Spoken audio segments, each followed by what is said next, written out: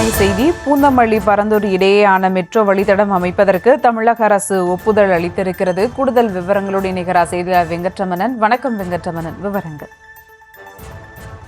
சென்னையில் 2வது விமான நிலையம் அமைய உள்ள பரந்தூரில் மெட்ரோ ரயில் சேவைக்கு தமிழக அரசு ஒப்புதல் பெற்றுள்ளது.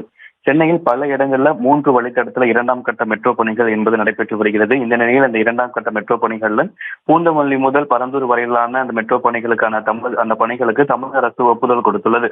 பூந்தமல்லி முதல் பரந்தூர் வரையிலான அந்த வழித்தடத்துல 2 கட்டங்களாக பணிகள் மேற்கொள்வதற்கான ஒப்புதல் என்பது தமிழக அரசு சார்பாக கொடுக்கப்பட்டிருக்கிறது. பூந்தமல்லி முதல் சுங்குவார் சத்திரம் ஒரு கட்டமாகவும், சுங்குவார் சத்திரம் முதல் பரந்தூர் வரையிலாக ஒரு கட்டமாகவும் மெட்ரோ ரயில் பணிகள் நடைபெறும் என தெரிவிக்கப்பட்டிருக்கிறது. மொத்தமாக 52.94 கிலோமீட்டர் தூரத்திற்கு பூந்தமல்லி முதல் பரந்தூர் வரையிலான மெட்ரோ ரயில் திட்டப்பணிகளுக்கு தமிழக அரசு நிர்வாக ரீதியாக ஒப்புதலை அளித்திருக்கிறது. இதுல முதற்கட்டமாக பூந்தமல்லி முதல் சுங்குவார் சத்திரம் வரை இருக்கக்கூடிய 27.9 கிலோமீட்டர் தூரத்திற்கு 8779 கோடி ரூபாய் அளவிலான பணிகளுக்கு தமிழக அரசு நிர்வாக ரீதியாக ஒப்புதலை அளித்திருக்கிறது. 8779 கோடி ரூபாய்க்கு மெட்ரோ உயர்பாலம் அமைக்கவும் கொள்கை ஒப்புதல் என்பது வழங்கப்பட்டிருக்கிறது. பரந்தூர் முதல் கூத்தப்பாக்கம் பேருந்து நிலையத்தை இணைக்கும் வகையில் இந்த மெட்ரோ வழித்தடம் என்பது அமைய இருக்கிறது.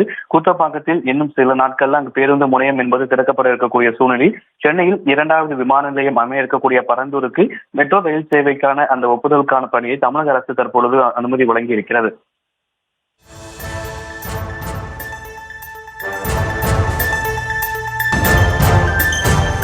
கூடுதல் விவரங்களுக்கு நன்றி வெங்கட்ரமணன்.